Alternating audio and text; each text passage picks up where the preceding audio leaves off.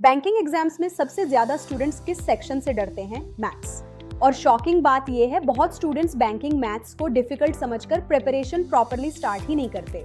लेकिन रियलिटी कुछ और है। बैंकिंग मैथ्स में सैकड़ों टॉपिक्स नहीं होते, बल्कि कुछ सिलेक्टेड टॉपिक्स होते हैं। और अगर आप इन टॉपिक्स को सही ऑर्डर में मास्टर कर लो तो सिलेक्शन के चांसेस ड्रामेटिकली इंक्रीज हो सकते हैं। और आज बैंकिंग सीरीज के ग्रैंड फिनाले में हम बैंकिंग मैथ्स का कंप्लीट रोड मैप समझेंगे।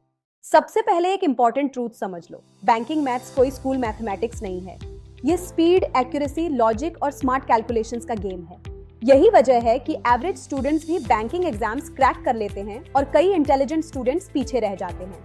अब देखते हैं बैंकिंग एग्जाम्स में कौन कौन से टॉपिक्स आते हैं। Percentage, ratio and proportion, average, profit and loss, simple interest, compound interest, time and work, pipes and system, time, speed, distance, boats and streams, partnership, mixture and allegation, number series, simplification, quadratic equations, data interpretation.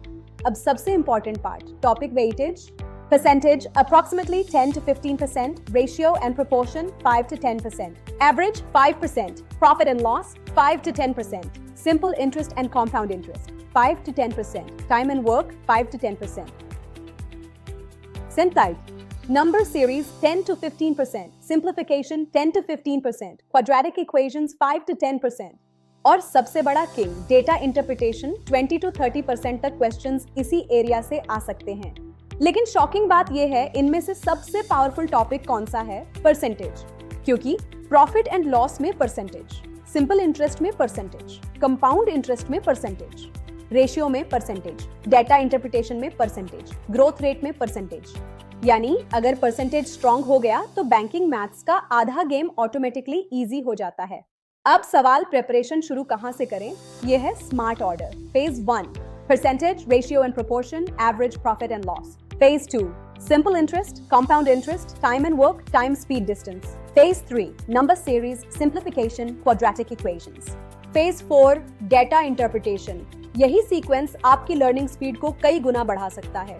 Banking aspirants की biggest mistakes, direct data interpretation start करना, to many books खरीदना, mock test ignore करना, topic mastery के बिना speed बनाना, formula रखना। याद रखो, banking exams में कॉन्सेप्ट क्लैरिटी पहले आती है, स्पीड बाद में आती है।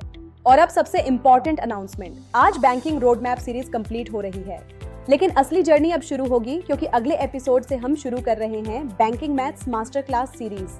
और पहला टॉपिक होगा परसेंटेज। लेकिन ये कोई बोरिंग परसेंटेज चैप्टर नहीं होगा।